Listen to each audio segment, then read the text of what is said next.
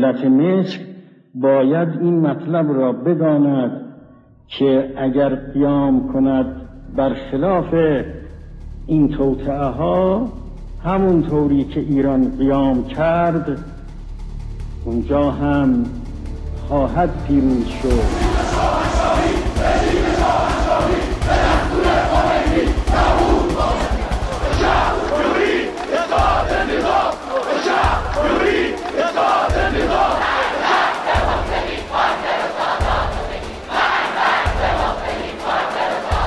ارحل يا مبارك، ارحل يا مبارك، خلي حبيب في انتظار. امروز مردم توی صحنه‌اند، در مصر، در تونس و در بعضی از نقاط دیگر. این باید هدایت بشود. دشمنان سعی میکنن این حرکت رو غیر اسلامی نشان بدن.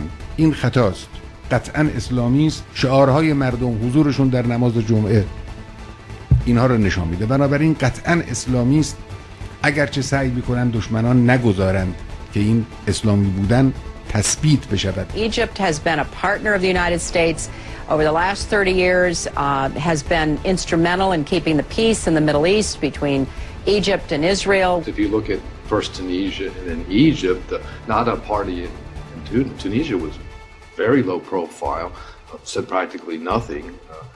And the same thing for the Muslim Brotherhood in Egypt. It wasn't on the front lines of the demonstrations. The Arab revolutions in Tunisia, in Egypt, and in Libya have not been Islamist at all, and they don't have any Islamist nature.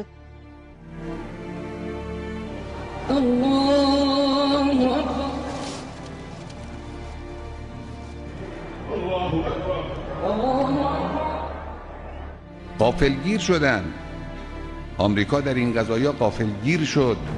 ضربه به او ناگهانی وارد شد. صهیونیست‌ها همینجور، دولت‌های مستعمر پرمدعای اروپایی همینجور، اینا غافلگیر شدن، اما میخوان هر جور ممکنه بر صحنه مسلط بشون. چون تحلیل درستی از حوادث نداشتن، مردم رو نمیشناختن، مواضع متناقضی گرفتن.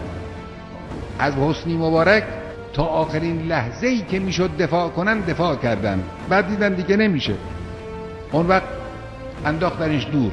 این تناقض در خواست اونها و تمایلات مردم و مشاهدات مردم روز به روز بیشتر می شود. دم از دموکراسی میزنن، دم از حقوق بشر میزنن، دم از امنیت جهانی میزنن، دم از مبارزه با تروریسم میزنن، اما باطن شریر اونها حکایت از جنگ طلبی اونها میکنه، حکایت از پایمال کردن حقوق ملت ها میکنه، حکایت از میل وافر و اشتهای سیری ناپذیر اونها بر منابع انرژی جهانی میکنه. این ملت ها میبینن.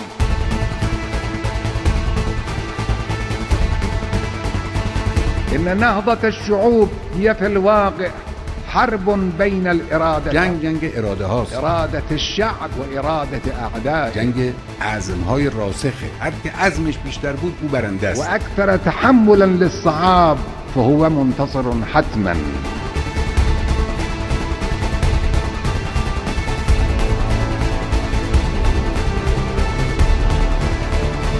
من به شما عرض بکنم این حرکت بیداری تا قلب اروپا خواهد رفت.